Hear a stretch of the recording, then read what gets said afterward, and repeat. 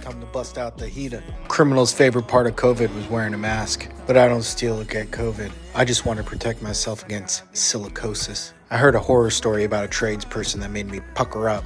In the final years, every time he breathed, it felt like he was getting stabbed in the chest. That's what happens when you breathe in too much concrete particles, apparently. Now, I don't know how much I believe it, but I don't really want to find out. And apparently, finding someone to do old concrete repairs harder than that carnival game where you throw the little rings on the Coke cap. These voiceovers are harder than running the mile. Has anyone here even won those games? I have. I guess that's why I'm here doing concrete repair. Lucky son of a gun.